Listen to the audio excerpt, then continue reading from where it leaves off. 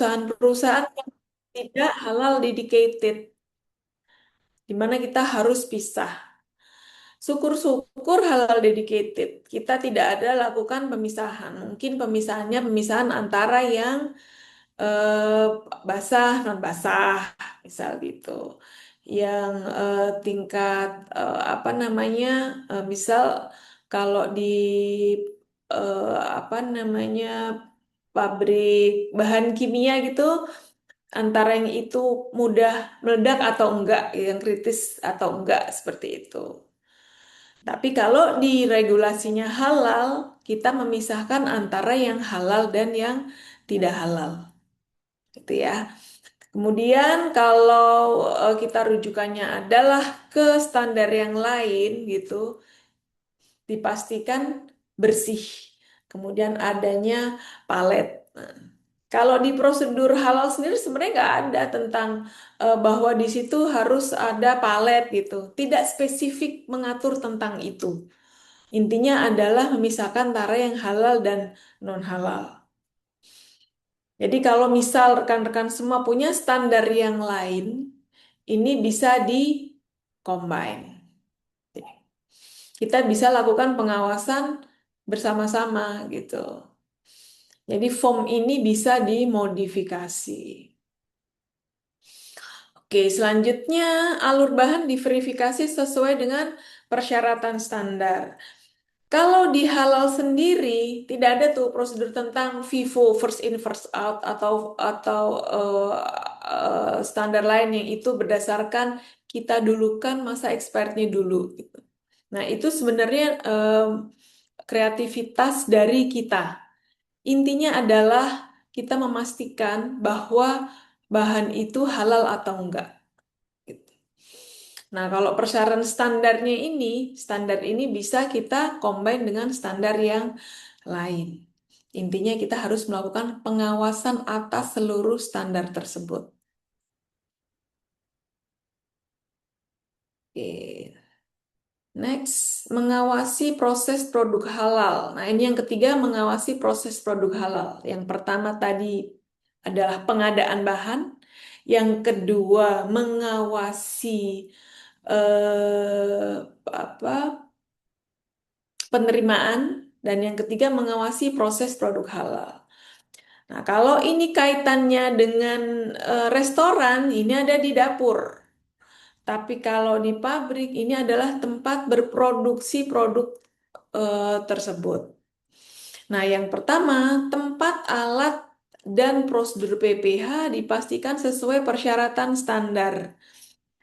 Nah, kaitannya dengan halal adalah pertama yang perlu kita cermati untuk perusahaan-perusahaan yang memproduksi halal dan non-halal adalah adanya pemisahan. Contoh, kalau misal Bapak, Ibu, rekan-rekan semua ada di industri kosmetik atau di industri obat-obatan, di mana di situ ada bahan yang non halal gitu, maka fasilitas produksinya wajib dipisah. Ya, line produksinya wajib dipisah. Dan itu harus kita awasi. Syukur-syukur kalau eh, pemisahan fasilitas produksi itu di plan yang berbeda, di pabrik yang berbeda, di site yang berbeda. Nah, itu justru lebih mudah. Tetapi kalau itu ada di site atau pabrik sama, kita pastikan ada pemisahan area dengan batas yang sangat jelas. Saya pernah ke Cina, di mana dia memproduksi em, persausan, jadi seasoning. Kalau kita itu namanya, saya lupa, seasoning yang dari saus tiram, saus tiram. Saus tiram itu sebenarnya bahannya itu rata-rata itu kan ada yang apa namanya dari laut gitu ya, yang dipastikan itu kehalalannya. Cuman karena bahan bakunya itu adalah compound seasoning, di mana di situ tidak bisa di-trace. Kalau compound seasoning itu kan perpaduan adanya dari banyak bahan dan itu diterima langsung oleh pabrik tersebut. Dan dari pabrik yang asal, karena itu tempatnya di Cina, itu tidak bisa di-trace. Ada beberapa bahan yang tidak bisa membuktikan bahwa ingredientnya itu adalah halal. Sehingga mau nggak mau, pabrik tersebut harus memisahkan fasilitas produksi. Nah, itu dalam satu pabrik. Beruntung pabrik itu wilayahnya luas sehingga kita bisa memisahkan line dalam satu pabrik yang sama, tetapi dipisahkan dengan garis yang jelas. Contohnya dengan line mengecat lantainya itu dengan warna merah atau kuning. Dan itu sekitar jaraknya 2 sampai 3 meter pemisahannya gitu. Nah, syukur-syukur kalau misal plannya itu dipisah. Jadi, rekan-rekan semua, eh, kalau kemarin rekan-rekan itu sudah belajar tentang bahan halal dan ternyata menemukan ada bahan yang itu tidak bisa di-trace dokumen halalnya, maka harus bersiap dengan itu dan mengkomunikasikan kepada manajemen. Nah, selanjutnya, kita juga harus mengawasi kebersihan dan higienitas tempat, alat, dan personel PPH diverifikasi sesuai persyaratan standar agar tidak ada kontaminasi silang. Nah, di dalam manual SCPH itu sudah jelas ketentuannya seperti apa. Harus dipisah, kemudian dipastikan tidak adanya kontaminasi silang. Kita harus awasin. Kemudian kita lakukan dokumentasi. Kemudian selanjutnya proses pensucian diverifikasi sesuai syariat Islam. Nah, kita awasi nih, bener nggak proses pensucian itu dilakukan sesuai dengan prosedur ketika itu ada kontaminasi gitu. Termasuk proses pencuciannya. Jadi ada proses pensucian, ada proses pencucian. Kalau pencucian, ya pencucian dengan standar kita lah. Kalau standar kita itu kita kan tidak mengenal adanya 3 jenis macam najis ya. Makanya itu standar aja. Yang penting tidak ada rasa bau, kemudian tidak ada bekas-bekasnya gitu. Tapi ketika itu ada kontaminasi, kita harus bisa identifikasi itu masuk di najis apa, sehingga proses pensuciannya harus sesuai dengan syariat. Nah, kita harus awasin itu dan kita dokumentasikan. Nah, yang terakhir yaitu personil PPA dipastikan memenuhi persyaratan standar. Artinya apa? Nah, persyaratan standar ini menjamin tidak adanya kontaminasi. Ya, itu kenapa kalau misal syukur-syukur ya kita sudah di di pabrik yang sudah punya standar gitu ISO misal, kemudian oh, untuk personil yang masuk ke area produksi itu harus mengganti pakaiannya, kemudian harus sudah memakai masker, tidak boleh memakai kasut atau alas kaki yang dari luar. Nah, kita bersyukur karena kita sudah punya standar itu, gitu. Dan untuk rekan-rekan semua yang ada di fasilitas produksi yang belum menerapkan itu, maka kita harus membuat prosedur ini. Dan kita harus awasin dan itu memang dilakukan.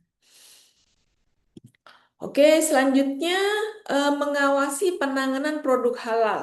Nah, kalau tadi menangani pengadaan bahan, kemudian mengawasi pengadaan bahan, mengawasi penanganan bahan halal, kemudian mengawasi proses produksinya, sekarang mengawasi penanganan produk halal. Jadi ini kaitannya ketika sudah jadi produk. Nah, pertama, kita harus mengawasi kriteria produk dipastikan sesuai dengan persyaratan standar.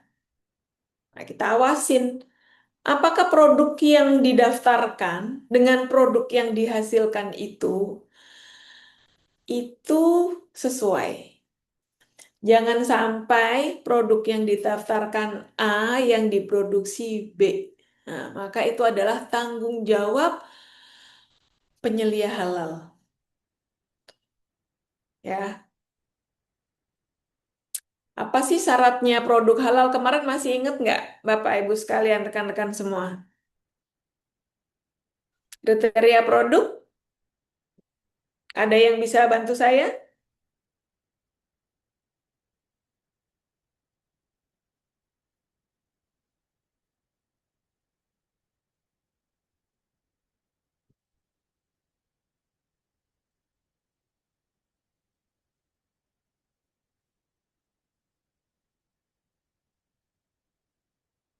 Oke, saya sambil kenalan ya. Kak Nova.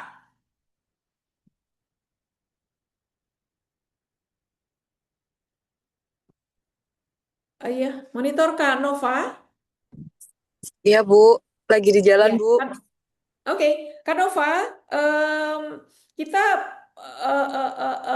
harus sebagai penyelia halal kita harus mengawasi penanganan produk halal, Kak. Pertama, kita harus mengawasi tentang kriteria produk. Masih ingat nggak kriteria produk itu apa sesuai SJPH? Bentar, Bu.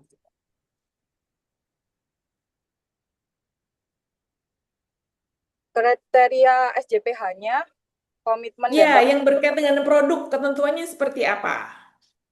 berkaitan dengan produk. Mm-mm. Tidak boleh najis. Produk, Maaf, Bu. produk yang kita hasilkan, kalau menurut SJPH ketentuannya seperti apa? Harus harus tidak mengandung babi, harus menggunakan bahan-bahan yang mempunyai sertifikat halal atau terjamin kehalalannya, Oke. lalu harus diproses dengan proses yang terhindar dari proses tidak halal, seperti itu. Oke, kaitannya dengan penamaan gimana Kak Nova? Untuk penamaan sendiri, tidak boleh menggunakan penamaan yang menjurus ke arah yang tidak baik atau yang haram, atau penamaan yang bisa membuat kita berpersepsi sebagai barang yang haram. Oke, kemudian tentang bentuk, Bentuk juga sama seperti penamaan, tidak boleh menggunakan bentuk yang bisa mengarahkan ke sesuatu yang najis ataupun yang haram. oke, oke, terima kasih banyak Kak Nova. Ya. Baik, jadi benar yang diungkapkan Kak Nova ya. Jadi ketika itu menjadi produk ya, kita nggak serta-merta, sorry, ketika mendapatkan sertifikasi halal, kita nggak serta-merta nggak mengawasin lagi tentang produk yang diproduksi oleh perusahaan di mana kita tempat bekerja. Jadi sertifikat halal itu kan atas nama perusahaan di mana itu akan keluar namanya di bbcpa.halal.go.id. Maka ketika eh, konsumen gitu, konsumen restoran misalnya, kita masuk ke restoran. Kemudian yang didaftarkan itu ada 30 produk. Tapi ternyata ketika kita masuk, di situ ada 100 produk. Nah, secara regulasi itu sebenarnya nggak benar. Secara regulasi. Walaupun bahannya itu adalah halal, contohnya misal. Tetapi ada kemungkinan. Bahan itu kan ada indikasi nggak halal. Karena bisa jadi itu nggak didaftarkan. Ya kan? Produk aja juga nggak didaftarkan. Jadi kita harus konsisten. Nah, yang kita awasi kaitannya dengan produk itu adalah itu. Jadi apa yang kita daftarkan itu, ya gitu apa yang kita produksi. Walaupun pada kenyataannya masih banyak perusahaan yang tidak mendaftarkan seluruh eh, produknya. Even itu yang halal dedicated. Jadi kita sebagai penyelia halal mesti tahu tentang itu dan mengkomunikasikan kepada manajemen. Ya, kita tetap mengawasin itu. Oke, selanjutnya kita juga harus mengawasi kemampuan telusur produk halal.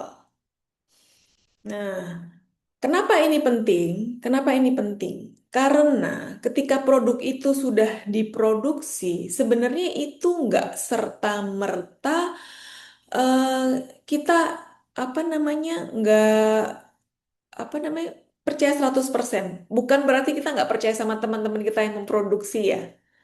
Tetapi kita wajib melakukan pengawasan itu. Nah, contoh ini Bapak Ibu sekalian. Ada sebuah perusahaan yang dia itu sudah mengajukan sertifikasi halal. Kemudian produknya sudah jadi. Nah, otomatis ada tahapan di situ kan, yang dia sebenarnya memastikan prosedurnya sudah dilakukan dengan benar. Tetapi ketika di pasaran ada yang iseng-iseng nih gitu, mengecek produk tersebut, menguji produk tersebut. Kira-kira kalau misal buktinya ada, di situ ada kontaminasi, apa yang kita lakukan? Itu gunanya kita harus mengawasi kemampuan telusur. Kita memastikan bahwa produk itu mempunyai batch record, di mana di situ kita bisa metris itu diproduksi kapan, sehingga kita tahu kapan diproduksi kapan, bahan bahan apa yang itu dipakai gitu. Sehingga nextnya kita bisa tahu apa yang akan kita lakukan dengan produk tersebut. Begitu ya. Oke, selanjutnya tempat dan alat penyimpanan produk halal diverifikasi sesuai persyaratan standar. Tempat alat penyimpanan produk halal. Artinya apa nih? Termasuk di dalamnya ada gudang. Nah, kenapa ini penting? Kenapa ini penting? Kalau kita di perusahaan yang itu eh, apa namanya jalur distribusinya itu dedicated halal, kemudian apalagi kalau itu kita yang kontrol, gudangnya gudang punya kita gitu, itu masih aman. Tapi kalau ternyata prosesnya panjang, kita pakai tracking dari perusahaan lain, dari pihak ketiga misal, kemudian kita menyewa gudang dari pihak ketiga gitu. Maka kita harus memastikan bahwa mereka juga menerapkan prosedur halal. Nah, kalau kaitannya dengan sertifikasi halal untuk perusahaan-perusahaan besar, kita harus mintakan mereka sertifikat halal kalau mereka sudah punya. Tapi mungkin makin ke sini kalau kita mengajukan sertifikasi halalnya itu mendekati masa-masa injury time yang itu ditetapkan oleh BBCPH, pen- apa namanya sertifikat halal itu adalah mandatori. Kita nggak bisa menerima hanya halal statement atau prosedur mereka menerapkan prosedur halal. Jadi rekan-rekan juga harus mulai aware dengan ini, terutama untuk perusahaan-perusahaan yang menggunakan jasa pihak ketiga, ya. Kemudian mulai dipikirkan bagaimana proses mengawasi eh, penanganan produk kita yang ada di sana, ya. Apakah dengan video foto, dengan adanya checklist, nah, gitu. Kalau kalau urusannya dengan pemenuhan sertifikasi halal, ya udahlah cukup gitu. Tetapi kita juga memang harus memastikan bahwa produk kita itu memang standar gitu. Ya, memastikan bahwa kita tuh melakukannya itu secara terus-menerus, nggak hanya kalau ada eh, pengajuan sertifikasi. Justru itu yang menjadi penting buat perusahaan kita. Kemudian penyimpanan produk halal diverifikasi sesuai dengan persyaratan penyimpanan produk halal. Nah, ini kaitannya dengan ini juga, ya. Karena kaitannya dengan halal supply chain ecosystem itu tadi. Mulai dari kalau tadi di pabriknya, ya, kemudian ke truckingnya, ke gudangnya, kemudian apalagi yang ada proses shipping, pakai kapalnya seperti apa, penanganannya, gitu ya. Selanjutnya penyajian produk halal diverifikasi sesuai persyaratan standar. Nah, terutama ini biasanya ada di restoran-restoran yang kaitannya langsung dengan penyajian. Untuk yang produksi obat, bahan kimia, kemudian kosmetik, ya ini nggak termasuk ya, nggak termasuk. Tetapi untuk restoran, kemudian apa namanya swalayan, gitu. Ini menjadi hal yang penting bahwa display penyajiannya itu harus terpisah antara yang halal dan non halal. Itu juga kita harus awasi. Tuh. Oke, sebelum ke slide berikutnya, ada yang mau ditanyakan Saya nanya Bu, dari siapa? Pak Dadang Bu. Oke, Pak Dadang dari perusahaan apa, Pak? Saya mandiri Bu. Oh, Bapak mandiri. Oke, Oh, oke. Oke, apa yang ditanyakan Pak Dadang? bentar. Jadi kalau di dalam tugas untuk apa yang kayak kami misalkan di Mandiri itu Hmm? seberapa kuat kami untuk bisa mengawasi jalannya itu Bu. Sementara banyak perusahaan yang mungkin yang besar reguler itu setelah dapat sertifikat ya dia lepas lepas dari kita dengan tugas-tugas kita dianggap sudah selesai ketika itu sudah jadi.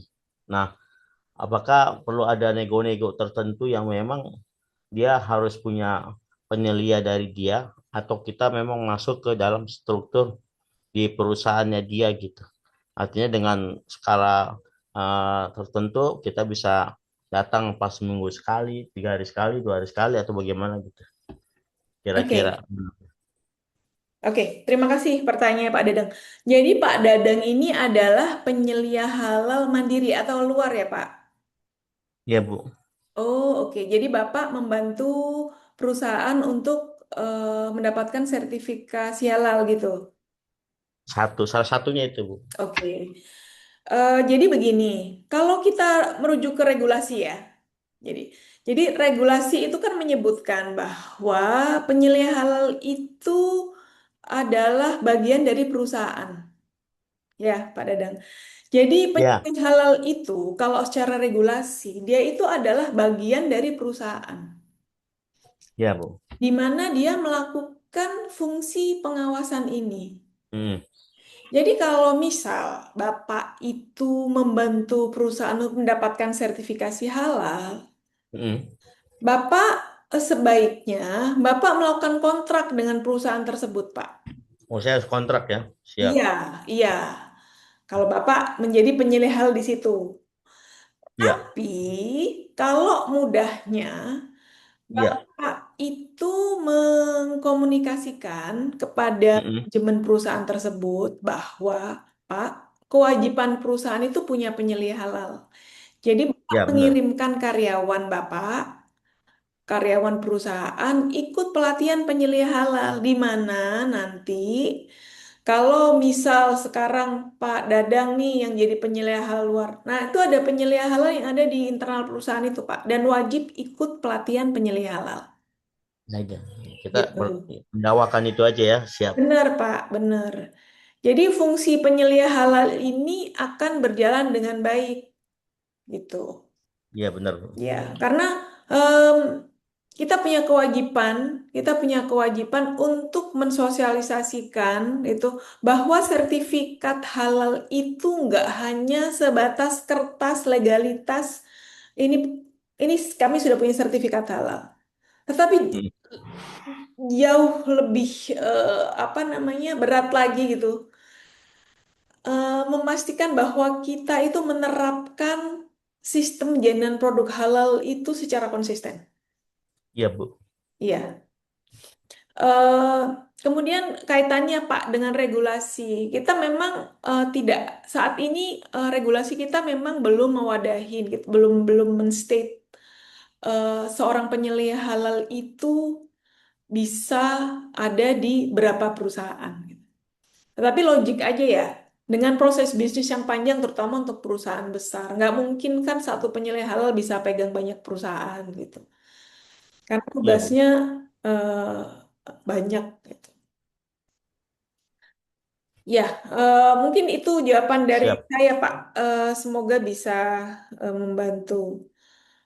Pertanyaan lain? Bu, ada satu lagi, Bu. Oh ya, Bu, satu silakan. lagi, Bu. Nah, Ya, silakan, itu Pak. kan termasuk penyajian produk halal di display. Hmm, Itu kan hmm, ada beberapa kejadian yang cukup viral itu tentang blokade produk-produk Israel dan lain sebagainya gitu, Bu.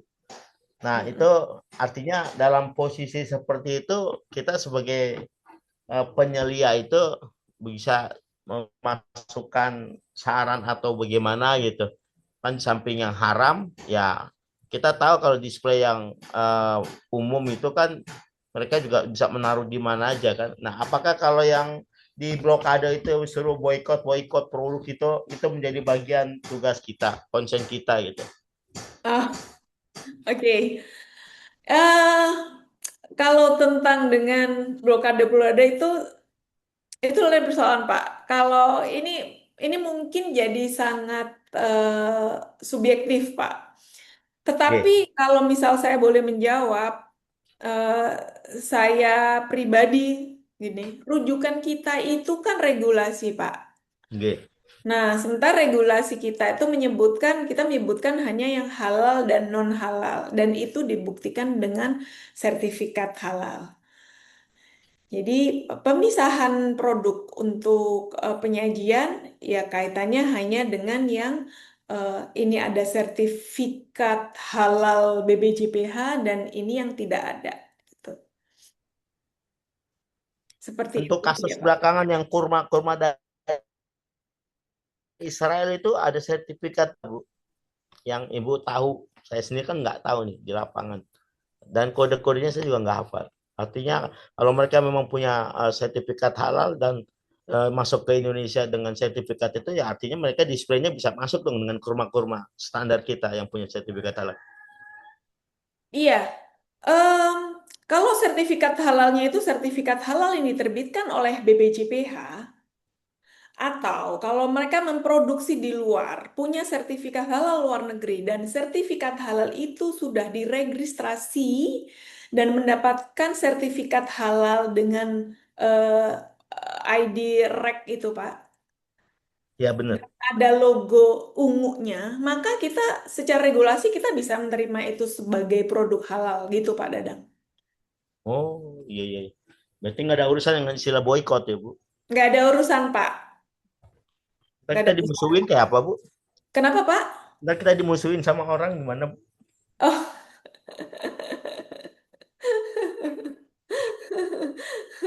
ya, kita dasarnya kan regulasi, Pak. Siap, Bu. Kalau Paham? bicara kurma, kebetulan saya yang beberapa beberapa kurma dari Tunisia, saya yang membantu mereka untuk mendapatkan sertifikasi halal. Itu sudah ada logo halal yang ungu. Tetapi ada juga kurma yang itu tidak ada sertifikasi halalnya, itu dari US. Artinya dia kan nggak punya sertifikat halal. Iya. Nah, itu berarti harus Nah, dipisahkan. Nah, artinya kalau misal kita ngomong regulasinya, dia harusnya dipisah gitu kan. Karena belum ada logo sertifikat halal BPJPH. Siap, Bu. Iya, gitu. Oke, terima kasih Pak Danang. Ada yang lain sebelum Cukup. kita pindah slide? Terima kasih. Oke, silakan Kak Dea. Ya, Assalamualaikum warahmatullahi wabarakatuh. Waalaikumsalam warahmatullahi wabarakatuh. Baik Bu, saya Dea. Saya bekerja di perusahaan AMDK nih. Jadi em, untuk perusahaan AMDK sendiri kan untuk bahan kemas itu kadang nggak dari satu supplier ya Bu. Ada Mm-mm. beberapa supplier gitu. Ada sampai Mm-mm. 5 atau 4 gitu. Nah, Mm-mm. apakah untuk bahan-bahan itu semua dimasukkan ke daftar bahan yang untuk di SJPH atau gimana ya Bu? Ya, terima kasih banyak Kak Dea. Jadi Kak Dea, kalau kita mengajukan sertifikasi halal gitu ya, maka semua bahan yang kita pakai itu wajib kita daftarkan. Jadi kita wajib masukkan ke itu dalam daftar bahan, termasuk supplier-suppliernya. Gitu Kak Dea. Oke Bu, ada pertanyaan satu lagi Bu kalau boleh. Iya, silakan. Em, jadi Bu kalau misalkan untuk daftar bahan yang kita buat dan Mm-mm. kadang ada sertifikat halalnya itu yang apa ya nggak sesuai dengan nama perusahaannya karena biasanya supplier itu ngambil lagi dari supplier lain. Nah kadang kalau misalkan kita mintakan itu ada beberapa supplier yang nggak ngasih. Nah kalau misalkan kayak gitu gimana ya Bu? Oke. Jadi da- supplier ya, supplier. Betul. Dapatnya dari supplier. Gitu ya Kak Dea. Iya betul Bu. Oke, jadi Kak Dea, em, bicara tentang daftar bahan, rujukan namanya juga dokumen pendukung bahan. Sehingga yang kita ambil itu adalah dokumen pendukung bahannya, bukan dokumen pendukung supplier. Artinya begini, kalau kita ngambil produk A, dia punya sertifikat halal BPJPH. Nah, perusahaannya Kak Dia itu kan ngambil dari beberapa supplier produk A tersebut. Nah, kalau misal Kak Dia sudah punya sertifikat halalnya itu dari supplier X misal, sementara supplier Y itu dia nggak punya dokumen pendukungnya, tidak ada masalah. Yang penting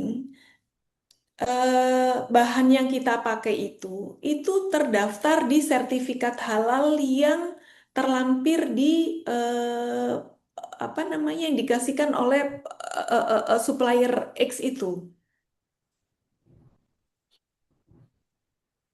gitu ya Kak Dea. Halo, Iya, ya baik Bu. ya bisa dipahamin ya. Ya bisa Jadi Bu. artinya, jadi sertifikat halal itu eh, dapat dari manapun boleh gitu loh. Dapat dari mana pun boleh. Kalau apalagi kalau itu sertifikat halal yang diterbitkan oleh BPJPH. Sepanjang kita tahu itu sudah terdaftar di BPJPH produsen itu. Kemudian di situ nama produknya ada. Kemudian expired date-nya kalau itu produk dari luar itu masih berlaku. Ya berarti itu sah.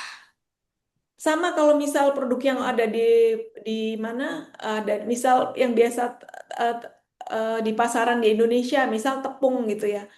Kita bisa beli itu dari Indomaret, bisa dari Alfamart atau dari toko kelontong misal kayak gitu. Dan itu sudah ada logo halalnya tanpa kita mendapatkan sertifikat halalnya. Itu sudah bisa diterima gitu. Jadi nanti biasanya itu yang jadi bukti itu ya bungkusnya itu. Gitu Kak Dea. Ya baik Bu, terima kasih. Oke, sama-sama. Oke, kita lanjut ya. Oke, selanjutnya kita juga mengawasi pengembangan produk halal. Ini sudah saya terangkan sekilas tadi. Proses pengawasan pengembangan produk halal ini kita kerjasama dengan bagian Research and Development, di mana bagian R&D ini adalah tim yang mereka bertanggung jawab atas pengembangan produk baru, gitu.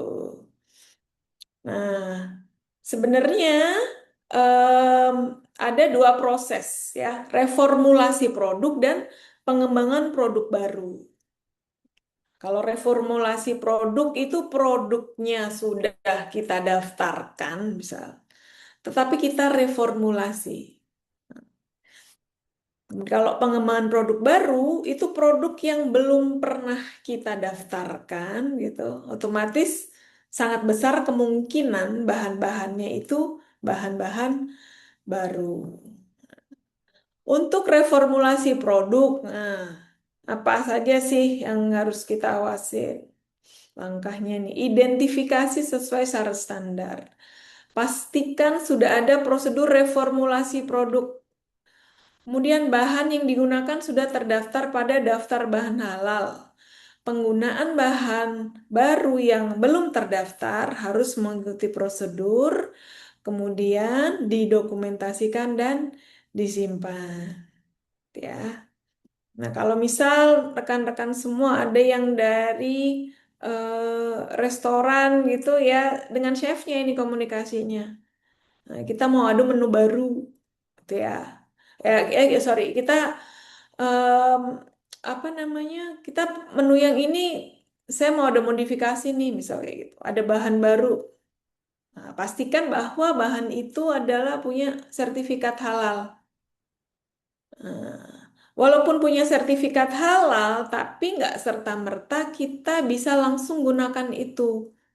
Kita mesti komunikasikan itu kepada LPH. Kita laporkan kepada LPH dan BJPH dengan mengisi formulir daftar bahan baru. Nah, saya yakin rekan-rekan semua kemarin sudah dapat template-nya ya. Nah, itu yang nanti akan diisi, kemudian dilaporkan untuk mendapatkan persetujuan. Jadi kehadiran LPH, kehadiran auditor waktu melakukan audit itu nggak hanya selesai di proses audit lapang tersebut, tetapi berkelanjutan. Gitu. Di mana komunikasi itu berlanjut ketika kita ada pendaftaran produk dan bahan baru. Oke, untuk pengembangan produk baru sama juga diverifikasi dulu sesuai dengan syarat standar, kemudian kita pastikan bahwa ada prosedur tertulis tentang pengembangan produk, varian atau brand baru yang sudah ber-SH. Kemudian menjamin menu varian brand baru telah tersertifikasi sebelum beredar. Jadi nggak boleh kalau kita apa sertifikat halalnya belum ada sudah dipasarkan. Walaupun itu untuk misal restoran-restoran yang ini sudah bahannya dipastikan halal sudah punya sertifikat, udah saya jual aja itu secara regulasi itu tidak diperkenankan. Oke, begitu ya. Oke, selanjutnya membuat laporan pengawasan.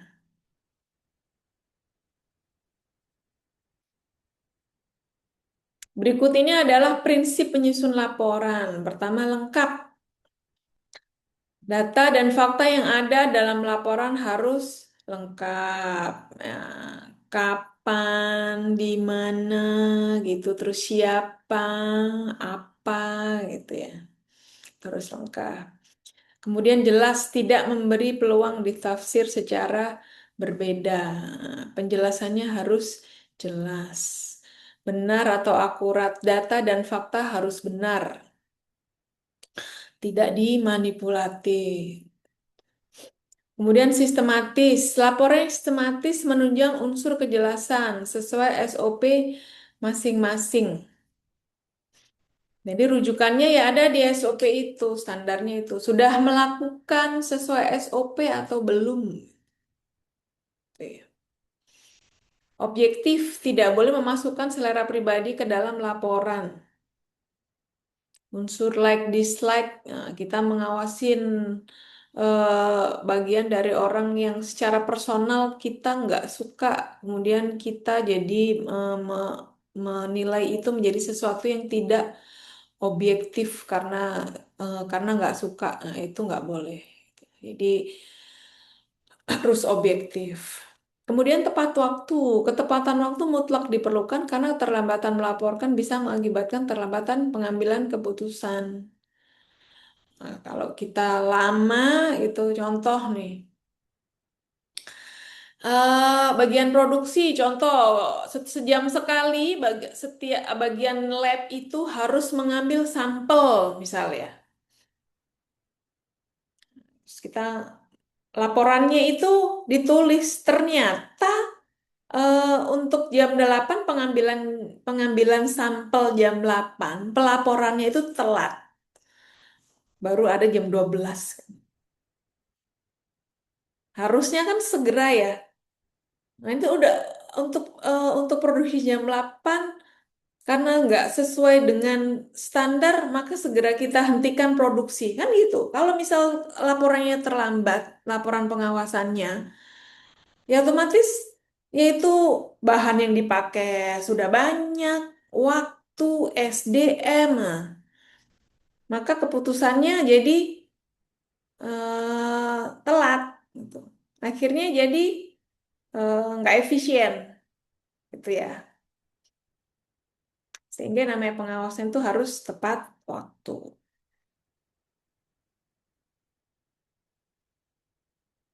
Oke, selanjutnya kita harus bisa memberikan rekomendasi. Sifatnya saran yang menganjurkan, membenarkan atau menguatkan guna memperbaiki suatu hal yang dianggap ada penyimpangan dalam laporan atau sebaliknya dapat memperkuat hal-hal telah baik untuk dipertahankan atau ditingkatkan. Nah, ini penting. Nah, saat melakukan pengawasan itu kalau ada hal-hal yang terutama tidak sesuai, tidak berkesesuaian, itu segera kita carikan eh, apa namanya solusi, rekomendasi. Hmm. Kalau contohnya tadi, wah ini kita ngawasin bagian lab melakukan apa namanya uji produksi ternyata nggak sesuai dengan standar, maka kita harus segera menghentikan gitu. Kemudian kita trace sebenarnya itu kesalahannya dari mana? Apakah ada prosedur yang terlewatkan gitu? Terlewatkan karena apa? Kita harus bisa trace mungkin karena personilnya yang belum tersosialisasikan atau ada prosedur yang memang belum dilakukan. Nah, itu kita harus identifikasi.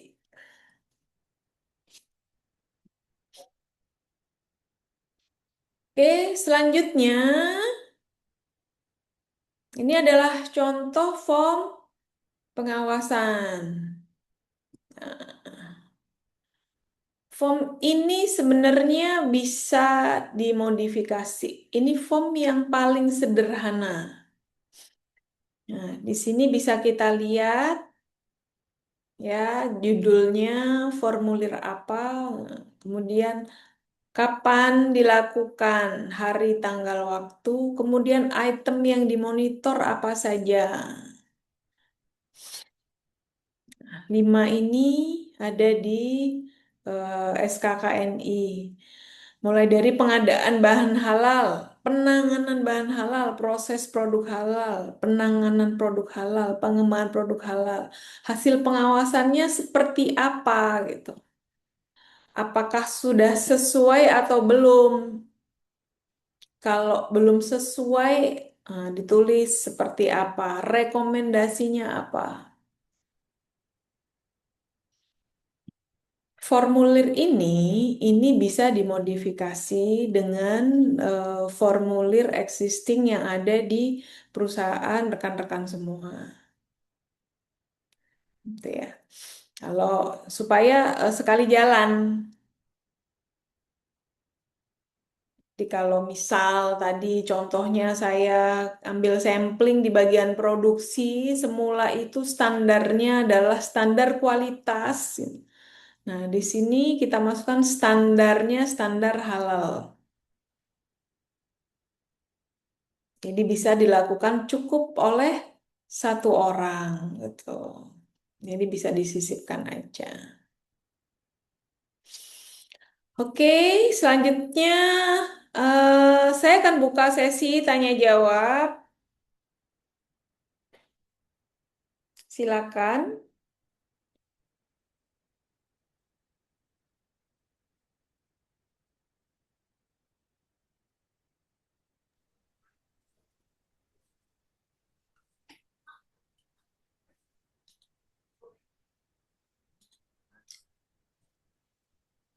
Iya, Pak Dadang lagi, Pak Dadang. Boleh Kak Bu? Pak, silakan Pak. Alhamdulillah kalau dibolehkan. Terima kasih Bu Boleh sebelumnya. Pak, silakan. Bu, ini kalau untuk hasil pengawasan dari 5 item ini kalau sudah sesuai dengan standar halal dan lain sebagainya dan punya ID masing-masing, itu berarti kita tulis itu sesuai dengan standar gitu, sesuai dengan itu gitu. Rekomendasinya nol, nggak ada, maksudnya strip gitu. Oke, sebentar kita buka lagi ya Pak di ini.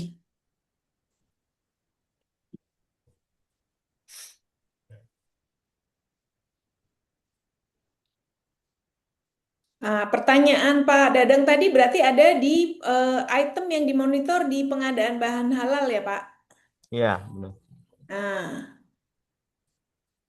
pertanyaan Bapak tadi kan tentang bahan ya Pak? Iya, artinya kalau Apa sudah hasil bahan? Nah, pengawasannya sudah cocok sesuai standar gitu. oke. Kita naik lagi ya Pak tentang pengadaan itu. Sebenarnya apa yang kita awasin?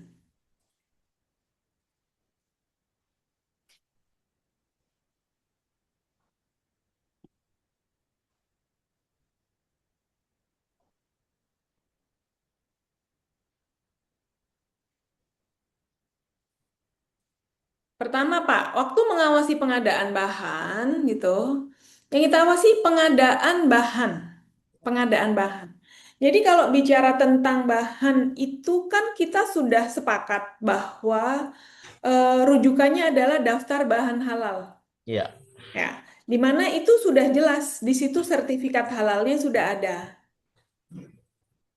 Sehingga yang kita awasin itu proses pelaksanaannya, Pak. Apakah bagian pengadaan itu sudah melakukan ini, Pak? Contoh, mereka sudah melakukan pengecekan belum? Gitu. Buktinya apa? Di sini, sorry, di surat request order, Pak. Nih.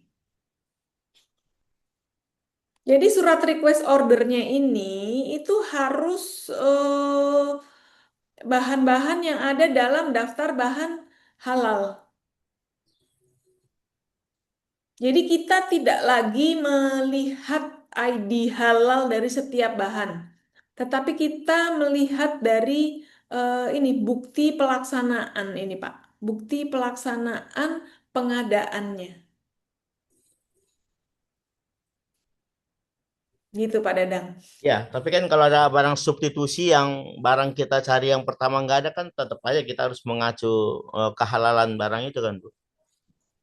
Misalkan, Ah, ini di sini berarti ya Pak, diseleksi bahan baru ya Pak. ya, Nah, ini benar kalau itu. Tetapi waktu pengadaan ini, Pak, kalau kita punya barang substitusi, itu sebaiknya di awal, Pak.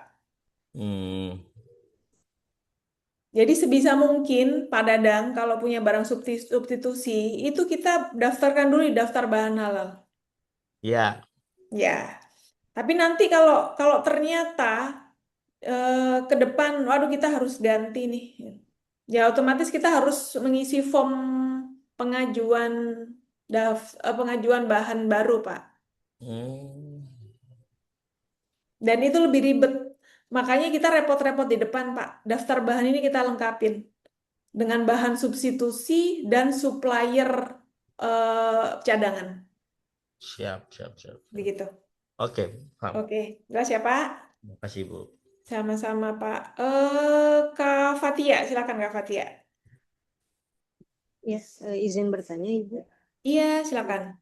mengenai laporan manual SJPH Ibu.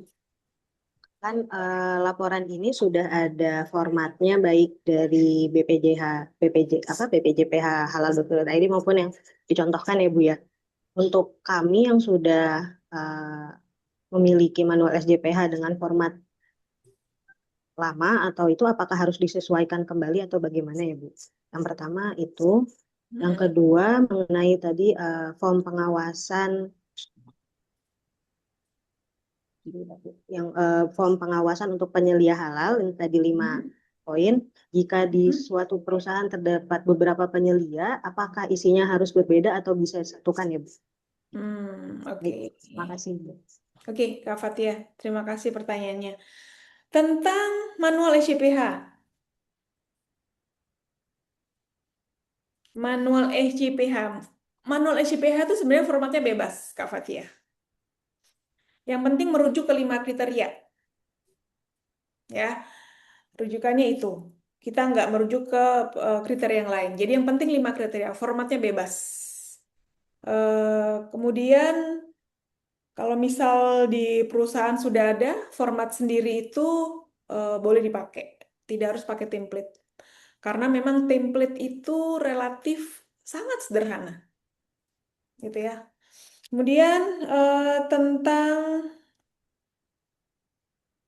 sorry, penilai hal yang lebih dari satu.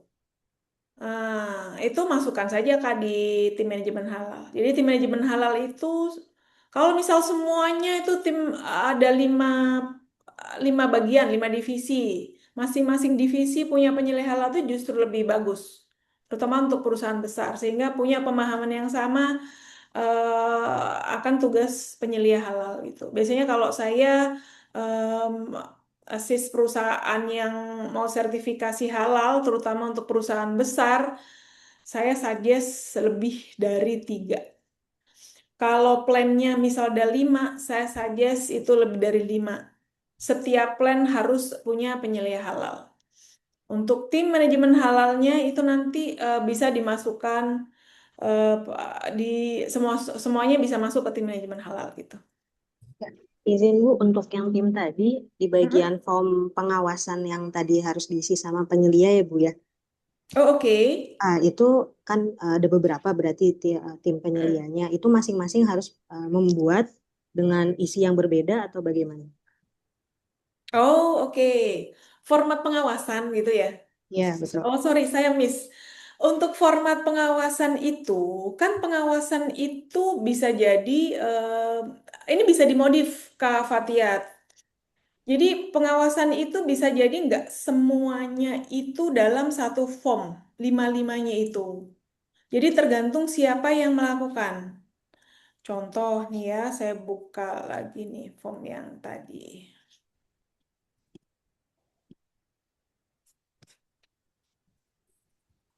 Nah, ini kan emang ini form yang sangat sederhana. Untuk proses bisnis yang besar, sangat mungkin untuk pengadaan bahan ini dalam satu halaman atau dilakukan untuk satu orang penyelia bagian pengadaan misal. Kemudian untuk form yang lain hanya untuk item penanganan bahan halal. Tugasnya di penyelia B misal. Itu boleh. Jadi ini boleh dimodifikasi. Intinya adalah kita harus melakukan proses pengawasan penerapan sistem penjaminan produk halal. Gitu. Yang itu merujuk ke 5 kriteria. Baik, Ibu. Dan item ini harus ada karena ini merujuk ke KSKK ini. Hmm. Baik Ibu, izin konfirmasi berarti masing-masing penyelia membuat formnya tersendiri ya Bu ya. Iya, boleh seperti itu. Baik, terima kasih banyak Ibu. Iya, sama-sama Kak Fatia. Oke, kalau ada pertanyaan lain, saya mau share tugas em, di sesi ini ada studi kasus yang ini tuh nanti bisa dikerjakan.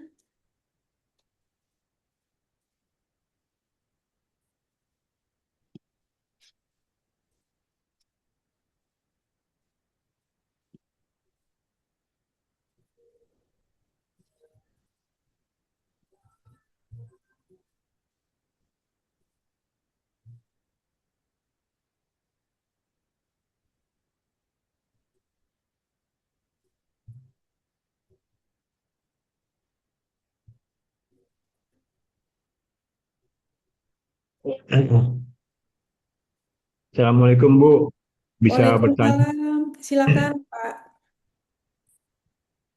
untuk form-formnya yang berkaitan dengan halal, Ya. bisakah digabung dengan form-form yang kita miliki?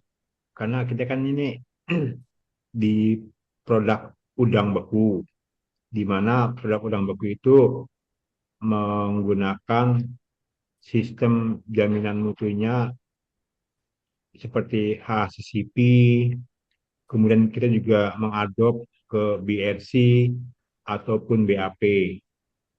Itu yang berhubungan sama food safety. Kalau halal ini kurang lebih sebenarnya sih intinya hampir sama dengan produk alergen. Yang mana produk alergen itu tidak boleh bercampur dengan produk yang non alergen. Kira-kira form-formnya itu bisa Kak digabung jadi satu gitu, sehingga nggak terlalu banyak form. Begitu Bu, terima kasih. Assalamualaikum. Waalaikumsalam warahmatullahi wabarakatuh. Dengan Pak siapa? Untung Bu. Pak Untung. Iya. Terima kasih Pak Untung. Jadi Bapak pada dasarnya boleh. Ini sebenarnya untuk mempermudah pekerjaan rekan-rekan semua untuk melakukan pengawasan. Jadi form ini boleh dimodifikasi. Tetapi untuk manual SCPH itu harus satu, harus tersendiri begitu. Tetapi untuk form pengawasannya itu boleh jadi satu. Jadi tinggal sisipkan saja tentang kriteria SCPH di situ, Pak. Izin Itu, Ya Pak. bertanya, baik Bu. Jadi kalau untuk yang manualnya mungkin kita pisah, cuma Hmm, yang form itu bisa digabung dengan form yang berkaitan dengan food safety seperti itu Bu. iya, boleh Pak Untung.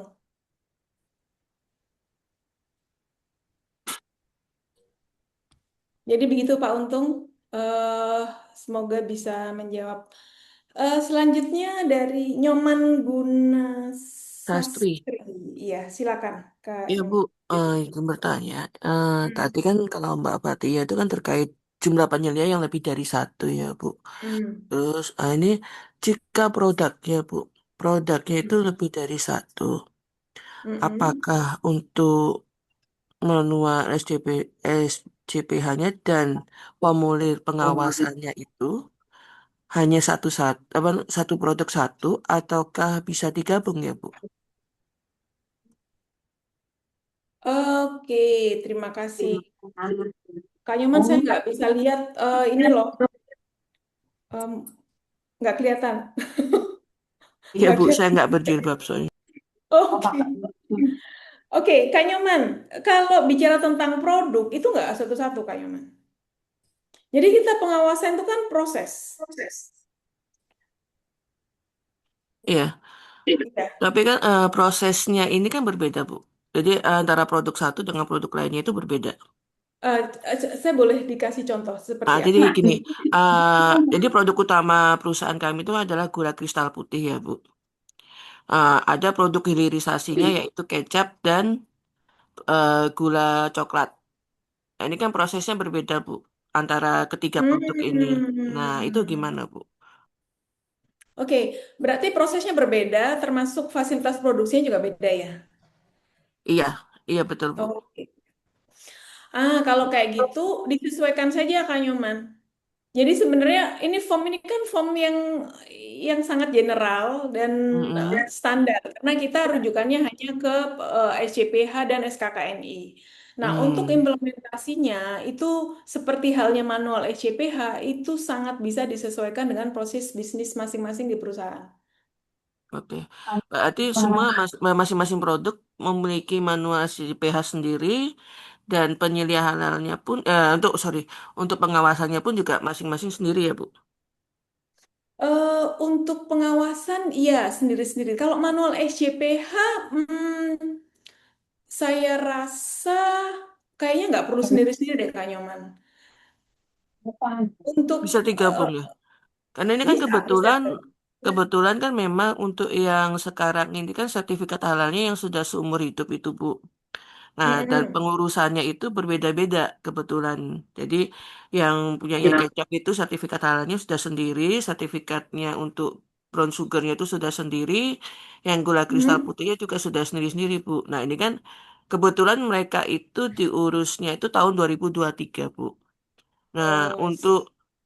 saat ini, ya ini kan kebetulan Mm-mm. kami yang mengikuti di sini kan masih baru ya, Bu, penyeliah halal yang baru Mm-mm. baru belajar lagi. Nah, itu untuk update-nya istilahnya untuk apakah perlu dilakukan pembaruan kembali lagi atau bagaimana ya Bu sebaiknya? Oke, berarti pengembangan dong, Kak Nyoman. Karena penambahan produk baru gitu kan? Enggak, Bu, semua itu sudah diurus sertifikat halalnya tahun 2023 Bu. Oke. Nah, tapi berbeda-beda, jadi tidak gabung jadi satu sertifikat halalnya. Jadi kecap sudah ada nomor Oh, sendiri, untuk brown sugar ada nomor sendiri, untuk gula kristal putihnya ada nomor tersendiri, Bu. Nah, hmm, berarti kan manual SCCPH-nya kan masing-masing itu, Bu. masing-masing. Nah, sekarang karena sudah apa namanya sudah seumur hidup ya, Bu, untuk sertifikat halalnya. Nah, kami kan di sini masih baru ya, Bu. Nah, menurut Ibu, kami mohon saran sih, apakah perlu dilakukan pembaruan kembali?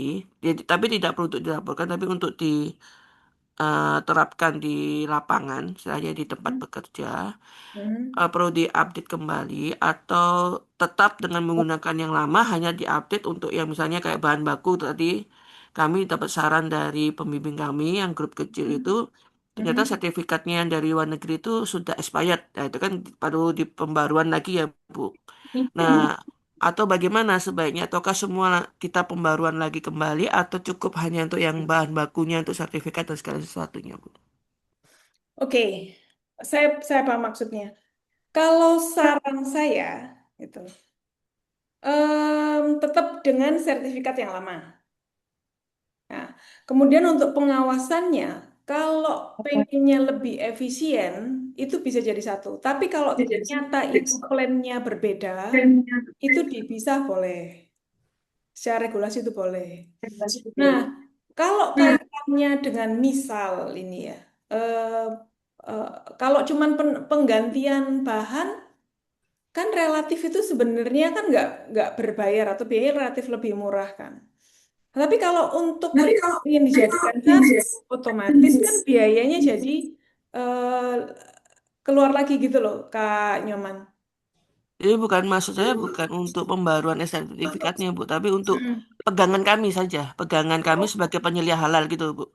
Karena kan yang membuat terakhir itu posisi pada saat proses sertifikasi adalah penyelia halal yang lama istilahnya, Bu, yang lama yang Hmm. dulu. Nah, kami kan sekarang ini banyak yang baru nih, Bu, karena yang lama-lama juga masa sertifikat halalnya sudah habis juga tidak Hmm. di-upgrade oleh perusahaan. Ada yang di-upgrade sih, Bu. Nah, karena kami yang baru ini, apakah kami perlu melakukan pembaruan hanya untuk manualnya saja, tapi bukan berarti untuk memperbarui sertifikatnya, bukan Bu, tapi untuk memperbarui manualnya saja.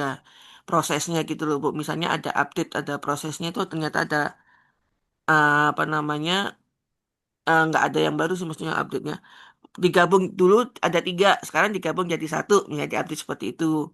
Atau bagaimana, atau tetap aja biarkan saja yang lama, yang tiga itu aja, ya. Tapi yang penting pengawasannya tetap gabung jadi satu, nggak ada masalah, atau bagaimana sebaiknya. Itu maksud saya, Bu. Oke, oke. Kalau usulan saya sih tetap saja seperti itu. Pengawasannya bisa jadi satu. Oke, baik, Bu. Kalau gitu. Makasih, Bu. Iya, sama-sama.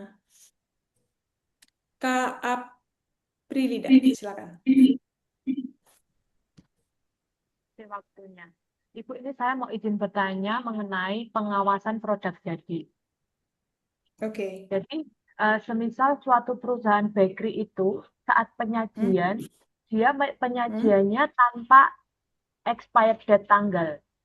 Namun, mereka menggunakan expired date kode di mana kode itu hanya intern perusahaan yang mengetahuinya.